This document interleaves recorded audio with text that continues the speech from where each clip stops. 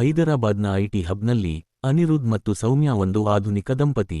ಇಬ್ಬರೂ ಐಟಿ ಉದ್ಯೋಗಿಗಳು, ದಿನವಿಡೀ ಲ್ಯಾಪ್ಟಾಪ್ಗಳು ಮತ್ತು ಇಮೇಲ್ಗಳೊಂದಿಗೆ ಬ್ಯುಸಿಯಾಗಿದ್ದಾರೆ. ಅವರ ಮನೆ ಒಂದು ಸ್ಮಾರ್ಟ್ ಹೋಮ್, ಅಲೆಕ್ಸಾ ಬೆಳಕುಗಳನ್ನು ಆನ್ ಮಾಡುತ್ತದೆ, ರೋಬೋ ವಾಕ್ಯೂಮ್ ಮನೆ ಸ್ವಚ್ಛಗೊಳಿಸುತ್ತದೆ. ಆದರೆ ಅವರ ಸಂಬಂಧದಲ್ಲಿ ಒಂದು ಡಿಜಿಟಲ್ ಗೋಡೆ ನಿರ್ಮಾಣವಾಗುತ್ತದೆ. ರಾತ್ರಿ ಊಟ ಸಮಯದಲ್ಲೂ ಅನಿರುದ್ಧ್ ಮೊಬೈಲ್ನಲ್ಲಿ ಇಮೇಲ್ಗಳನ್ನು ಪರಿಶೀಲಿಸುತ್ತಾನೆ, ಸೌಮ್ಯ ಸೋಷಿಯಲ್ ಮೀಡಿಯಾದಲ್ಲಿ ಸ್ಕ್ರೋಲ್ ಮಾಡುತ್ತಿರುತ್ತಾರೆ. ಒಂದು ದಿನ ಸೌಮ್ಯ ತನ್ನ ಕಾಲೇಜು ಡೈರಿಯನ್ನು ಹೊರತೆಗೆದುಕೊಳ್ಳುತ್ತಾಳೆ. ಅದರಲ್ಲಿ ಅನಿರುದ್ಧ್ ಬರೆದ ಹಳೆಯ ಪ್ರೇಮ ಪತ್ರಗಳು, ಅವರು ಒಟ್ಟಾಗಿ ಕಳೆದ ಕ್ಷಣಗಳ ಫೋಟೋಗಳು ಇವೆ.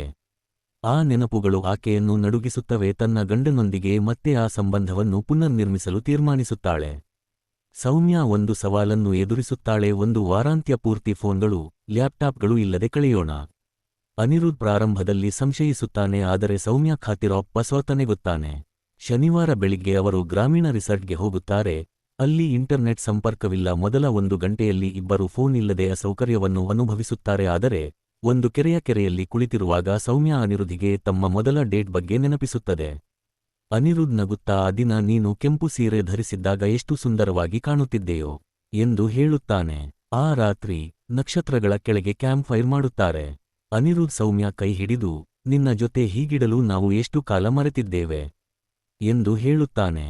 ಸೌಮ್ಯ ಕಣ್ಣಲ್ಲಿ ನೀರು ತುಂಬುತ್ತದೆ. ಅವರು ಒಂದಾಗಿ ಆಹಾರವನ್ನು ರುಚಿಯುತ್ತಾರೆ, ಹಾದು ಹೋಗುತ್ತಾರೆ, ಒಬ್ಬರ ಬಗ್ಗೆ ಮತ್ತೊಬ್ಬರನ್ನು ಮತ್ತೆ ಕಲಿಯುತ್ತಾರೆ. ಮನೆಗೆ ಹಿಂತಿರುಗಿದ ಮೇಲೆ ಅವರು ಒಂದನ್ನು ಹೊಸ ನಿಯಮವನ್ನು ರೂಪಿಸುತ್ತಾರೆ. ಪ್ರತಿದಿನ ರಾತ್ರಿ 1 ಗಂಟೆ ಫೋನ್ಗಳನ್ನು ಪಕ್ಕಕ್ಕೆ ಇಟ್ಟು ಒಬ್ಬರೊಂದಿಗೆ ಒಬ್ಬರು ಮಾತನಾಡುವುದು.